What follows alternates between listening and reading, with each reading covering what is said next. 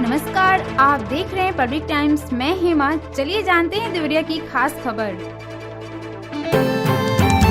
गौरी बाजार में फुटबॉल उद्घाटन मैच को पत्थरदेवा ने सिवान को हराकर जीत लिया। बैतालपुर में स्वर्गीय फूलमती देवी स्मारक ऑल इंडिया फुटबॉल प्रतियोगिता का आयोजन किया गया है। फुटबॉल मैच का उद्घाटन बरियारपुर नगर पंचायत अध्यक्ष राजेश राजभर ने खिलाड़ियों से परिचय प्राप्त कर किया। मंगलवार को दोनों टीमों का दबदबा बरकरार रहा और किसी भी टीम को सफलता नहीं मिली। इस रोमांचक मुकाबले में निर्णायक मंडली ने टाई ब्रेकर कराने का निर्णय लिया। टाई ब्रेकर में सिवान को जहां 2 गोल दागे गए, वहीं पत्थरदेवा ने 3 गोल मारकर उद्घाटन मुकाबला अपने नाम कर लिया। आज बुधवार को दूसरा मुकाबला लखनऊ और उत्तराखंड के बीच खेला जाएगा। मुख्य विकास अधिकारी प्रत्युष पांडे ने विकास खंड रामपुर कारखाना के ग्राम पंचायत गुद्दीजोर व मुजहना लाला में नवनिर्मित आंगनबाड़ी भवनों का निरीक्षण किया। उन्होंने शासन से निर्धारित 18 पैरामीटरों पर आंगनबाड़ी भवनों को संतृप्त करने का निर्देश दिया। उन्होंने आंगनबाड़ी केंद्र पर बनने वाले हार्ड कुक मिल की स्थिति को भी जाना। उन्होंने बताया कि जनपद के अधिकांश आंगनबाड़ी केंद्रों पर बेसिक विभाग से समन्वय स्थापित करके हार्ड कुक मिल बनाया जा रहा है। इस व्यवस्था में गेहूं और चावल कोटे से प्राप्त होंगे। साथ ही प्रति बच्चे 3 रुपये 75 पैसे कन्वर्जन कास्ट के रूप में ग्राम प्रधान व आंगनबाड़ी कार्यकर्तियों के संयुक्त खाते में भेजा जा चुका है। इस व्यवस्था में बर्तन क्रय कराने की जिम्मेदारी ग्राम पंचायत को निर्धारित की गई है। ग्राम गुद्दीजोर के प्रधान द्वारा आंगनबाड़ी कार्यकर्तियों को बर्तन उपलब्ध करा दिए गए हैं। रुद्रपुर में भाजपा के पूर्व मंडल अध्यक्ष रविकांत शुक्ल पुत्र उमाकांत शुक्ल उर्फ उमा बाबा का हार्ट अटैक से निधन हो गया। उनके निधन की खबर मिलते ही नगर के लोग स्तब्ध रह गए। नगर के पूर्वी तिवारी टोला वार्ड के रहने वाले रविकांत शुक्ल उर्फ बबलू शुक्ल राजनैतिक व सामाजिक कार्यकर्ता के साथ ही व्यावसायिक भी थे। मंगलवार को अचानक उनका तबीयत खराब हो गया, जिस पर परिजन उन्हें लेकर गोरखपुर चले गए, जहां एक प्राइवेट अस्पताल में भर्ती कराया था। इलाज के दौरान ही संध्या करीब 6 बजे उनका निधन हो गया।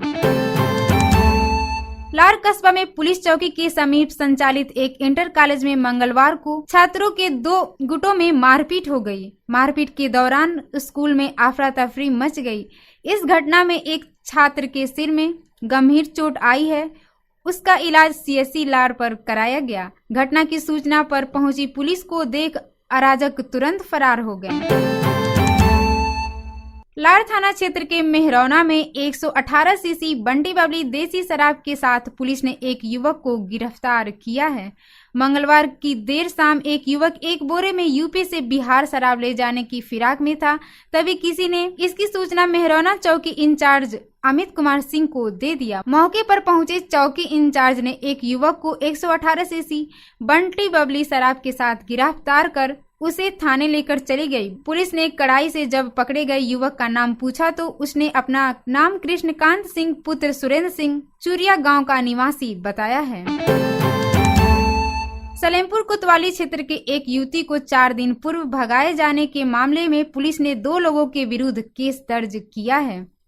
कोतवाली क्षेत्र के एक गांव की युवती की मां ने कोतवाली पुलिस को दिए तहरीर में कहा है कि उसकी बेटी को गांव के 2 युवक बहला फुसलाकर 4 दिन पूर्व भगा ले गए हैं। इस मामले में पुलिस ने आरोपी युवकों ऋतिक व राजकुमार के विरुद्ध अपहरण का केस दर्ज कर जांच में जुटी है। पुलिस भर्ती में उम्र बढ़ाने की मांग को लेकर मंगलवार को मुख्यमंत्री योगी आदित्यनाथ से सदर विधायक डॉक्टर सलमणि त्रिपाठी ने मुलाकात की। इस दौरान विधायक ने मुख्यमंत्री को पत्र सौंपा। उन्होंने सामान्य व ईवीएस वर्ग के अभ्यर्थियों की उम्र सीमा में 3 वर्ष छूट देने की मांग की है। विधायक ने पत्र में लिखा है कि प्रदेश के युवाओं के उत्थान और कल्याण हेतु प्रदेश सरकार प्रयासरत है। इसी क्रम में शासन के द्वारा उत्तर प्रदेश पुलिस में आरक्षी के पदों पर भर्ती के लिए आवेदन मांगे गए हैं। कोविड की महामारी के चलते आई समस्याओं की वजह से पिछले कुछ समय में पुलिस की भर्तियों में समस्या आई थी और इस परीक्षा की तैयारी करने वाले अभ्यर्थियों को पर्याप्त अवसर नहीं मिल पाया था। अब जब भर्तियां निकली हैं, तब इन पदों के लिए सामान्य वर्ग के लिए आयु सीमा 18 से 22 वर्ष निर्धारित की गई है। इसके चलते पिछले कई वर्षों से इस परीक्षा की तैयारी कर रहे तमाम अभ्यर्थी उम्र की सीमा से बाहर हो जा रहे हैं। उन्हें परीक्षा में सम्मिलित होने का अवसर नहीं मिल पा रहा है। ऐसे में उक्त आरक्षी भर्ती में सामान्य और ईवीएस वर्ग के अभ्यर्थियों को ऊपरी आयु सीमा में 3 वर्ष की छूट प्रदान की जाए, जिससे सभी के साथ न्याय हो सके। सलेमपुर में 4 साल से शादी का झांसा देकर एक महिला के साथ दुष्कर्म करने के मामले में रिटायर्ड दरोगा के खिलाफ केस दर्ज करते हुए पुलिस ने उसे मंगलवार को जेल भेज दिया। यह कार्रवाई पुलिस ने पीड़ित महिला की तहरीर पर की है। कोतवाली क्षेत्र के एक गांव की रहने वाली महिला ने दी गई तहरीर में आरोप लगाया है कि रिटायर्ड दरोगा शादी का झांसा देकर 4 वर्षों तक उसके साथ दुष्कर्म करता रहा। जब महिला ने शादी का दबाव बनाना शुरू किया तो अपनी बातों से मुकर गया। महिला ने परेशान होकर तहरीर देकर कार्रवाई की मांग की है। पुलिस ने आरोपी रिटायर्ड दरोगा अजहर खान पुत्र मोहम्मद इयार खान के विरुद्ध दुष्कर्म समेत कई धाराओं में केस दर्ज कर लिया। नवलपुर चौकी के प्रभारी जयशंकर मिश्र के साथ उसे हरैया के समीप गिरफ्तार कर मंगलवार को जेल भेज दिया। चौकी प्रभारी जयशंकर मिश्र ने बताया है कि आरोपी रिटायर्ड दरोगा के खिलाफ 376 और 506 का मुकदमा दर्ज किया गया था। उसे गिरफ्तार कर न्यायालय में पेश किया गया, जहां से उसे जेल भेज दिया गया। एक प्राइमरी स्कूल के बच्चों ने विज्ञान से दोस्ती कर ली है। जिस आवर्त सारणी को याद करने में हाई स्कूल के बच्चों को पसीने ही छूटने लगते हैं, उसे यहाँ के 6वीं के बच्चे खेल खेल में याद कर लेते हैं। यहाँ हाजिरी ही आवर्त सारणी के अनुसार लगती है। जी हाँ, यह परिषदीय स्कूल देवरिया जिले में है। पढ़ने और लिखने की इसी पहल ने देसी देवरिया ब्लॉक के सहवा स्थित कंपोजिट विद्यालय को औरों से अलग बना दिया है। देवरिया के हरखौली गांव के पूर्व प्रधान ने मंगलवार को एसपी से मिलकर पुलिस पर केस दर्ज कर प्रताड़ित करने का आरोप लगाया। पूर्व प्रधान ने एसपी से कहा कि साहब दबंगों ने मेरा खेत जोत लिया, पुलिस ने आरोपी बना दिया है।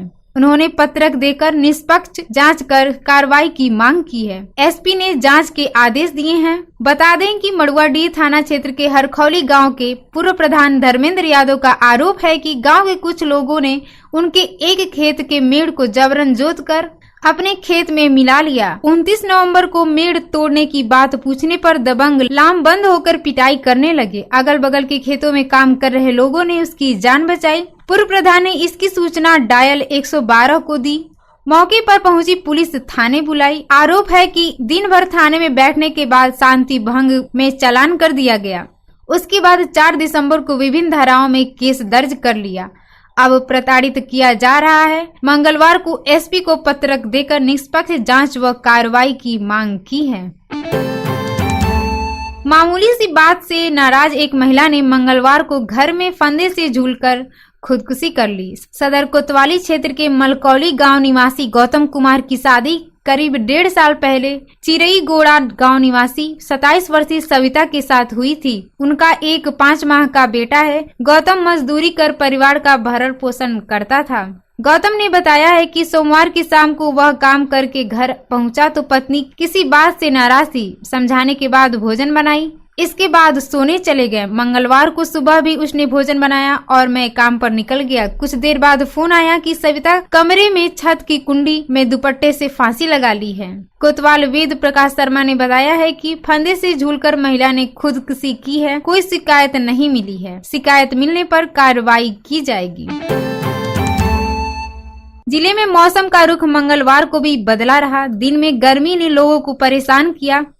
हालांकि न्यूनतम तापमान में 1 डिग्री गिरावट आने से शाम को ठंड महसूस की गई। मंगलवार को अधिकतम तापमान 26 था तो न्यूनतम 13 दर्ज किया गया, जबकि सोमवार को अधिकतम तापमान 26 और न्यूनतम तापमान 14 डिग्री था। सुबह 9 बजे से शाम 4 बजे तक लगा ही नहीं कि यह जाड़े का सीजन है। उधर बढ़ते तापमान को लेकर किसान चिंतित हैं। उन्हें यह डर सता रहा है कि यदि ठंड नहीं बढ़ी तो फसलों के चौपट होने का खतरा है। क्षेत्र में बड़े पैमाने पर गेहूं की खेती होती है। मौसम के प्रतिकूल होने से खेती किसानी से जुड़े लोगों में काफी निराशा छाने लगी है। चनुकी क्षेत्र के किसान गिरिजा शंकर यादव का कहना है कि यदि यही हाल कुछ दिनों तक रहा तो गेहूं के पैदावार पर प्रतिकूल प्रभाव पड़ेगा। किसान मुनीलाल ने कहा कि ठंड के मौसम में इतनी गर्मी से खेती के साथ कुछ असहज होने का संकेत मिल रहे हैं। खेतों में पटवन की संख्या बढ़ानी पड़ेगी, उपज प्रभावित होना भी तय है। आलू के किसान अशोक पांडे ने कहा है कि जनवरी फरवरी में तैयार होने वाले आलू की साइज अब छोटी हो जाएगी और वजन भी कम हो जाएगा। कई बुजुर्गों का कहना है कि अगन पुष की ठंड और शीत से ही फसलें पुष्ट होती हैं। जिस तरह से ठंड और शीत अभी कम है, इससे फसलों की उपज प्रभावित होगी। उधर बीआरडी पीजी कॉलेज के भूगोल विज्ञान के डॉक्टर उदय भान ने बताया है कि पश्चिमी विक्षोभ के बिल्कुल शांत होने और पूर्वइया हवा के चलने के कारण ऐसी स्थिति बनी है। बरहज नगर के एक कॉलेज से ई रिक्शा से जा रही बीए की छात्रा से गांव के ही 2 युवकों की ओर से छेड़खानी किए जाने का मामला सामने आया है। आरोप है कि दोनों युवक लाजपत भवन के पास जबरदस्ती ई रिक्शा में सवार हो गए और छात्रा से छेड़छाड़ करने लगे। मामले में सुलह करने का दबाव बनाया जा रहा है, जिसको लेकर पंचायत होने की बात कही जा रही है। छात्रा का बुधवार को सेमेस्टर की परीक्षा होनी है और वह डरी सहमी है। करोना क्षेत्र के एक गाँव की बीए की छात्रा बरहज में पढ़ाई करती है। सेमेस्टर की परीक्षा के लिए प्रवेश पत्र लेने छात्रा कॉलेज गई थी। लोगों के अनुसार वह ई रिक्शा से वापस जा रही थी। इसी बीच लकड़ी हट्टा स्थित लाजपत भवन के निकट 2 युवक ई रिक्शा में बैठ गए और रास्ते में उससे छेड़खानी करने लगे। विरोध करने पर दोनों ने जान से मारने की धमकी भी दी। आरोप है कि दोनों युवकों ने पूर्व में कई बार छात्रा को रोकने का प्रयास किया था। डरी सहमी छात्रा ने मामले से घर वालों को अवगत कराया। इंस्पेक्टर जितेंद्र शर्मा ने बताया है कि छात्रा से नंबर लेने देने की बात सामने आई है, जांच कराई जा रही है। जिला विकास समन्वय एवं निगरानी समिति दिशा की बैठक सलेमपुर सांसद रविंद्र कुशवाहा की अध्यक्षता में 3 जनवरी को पूर्वाह्न 11 बजे विकास भवन के गांधीनगर सभागार में आयोजित की जाएगी। जिला अधिकारी अखंड प्रताप सिंह ने उपरोक्त जानकारी देते हुए सभी को संबोधित इस बैठक में प्रतिभाग करने की अनिवार्यता की है। जिला उद्यान अधिकारी ने बताया है कि उद्यान विभाग की लाभार्थी परख योजनाओं के अंतर्गत वित्तीय वर्ष 2023-24 में चयनित कृषकों को स्टॉल लगाकर बीज वितरण शेड्यूल के अंतर्गत जनपद में 1 जनवरी की तिथि निर्धारित है। राष्ट्रीय कृषि विकास योजना एवं अनुसूचित जाति जनजाति कृषकों हेतु उद्यानी विकास योजना के पंजीकृत कृषकों को बीज प्राप्त करने हेतु 1 जनवरी को राजकीय पौधशाला भुजौली परिसर में हाफेड द्वारा इन पैनल्ड कंपनियों के प्रतिनिधियों द्वारा स्टॉल लगाकर फूल, शाक भाजी, मसाला बीजों का वितरण किया जाएगा।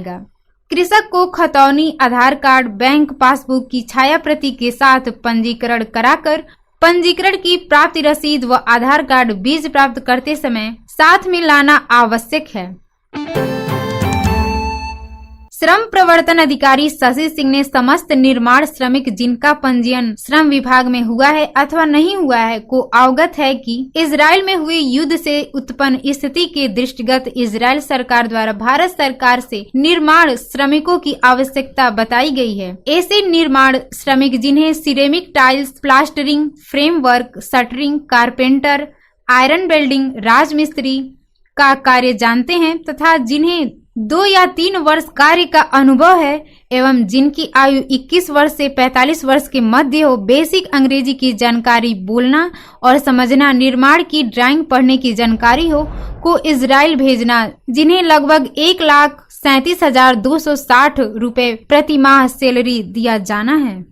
श्रमिकों को इजराइल में निवास या रोजगार दिए जाने की कार्यवाही कौशल विकास एवं उद्यमशीलता मंत्रालय, भारत सरकार के अधीन कार्यरत एजेंसी NSDC इंटरनेशनल व इजराइल सरकार के अधीन कार्यरत एजेंसी PIBA के द्वारा की जाएगी। इच्छुक पात्र अभ्यर्थी द्वारा आवेदन किए जाने पर संपूर्ण सूचना NSDC के माध्यम से PIBA को उपलब्ध कराई जाएगी। PIBA द्वारा अभ्यर्थी का समस्त अभिलेख जैसे नाम, पता, उम्र एवं संबंधित दस्तावेज तथा पासपोर्ट आदि की पुष्टि की जाएगी। सूचनाओं की पुष्टि के पश्चात अभ्यर्थी को प्रैक्टिकल टेस्ट व मेडिकल टेस्ट लिया जाएगा। श्रम एवं सेवा योजन विभाग तथा NSDC के माध्यम से व्यावसायिक शिक्षा एवं प्राविधिक शिक्षा विभाग के समन्वय से टेस्टिंग सेंटर का निर्माण होगा, जहां प्रतिदिन 500 अभ्यर्थियों का परीक्षण होगा। चयनित होने पर प्री डिपार्चर ट्रेनिंग भी दी जाएगी। आवेदन करने वाले श्रमिक का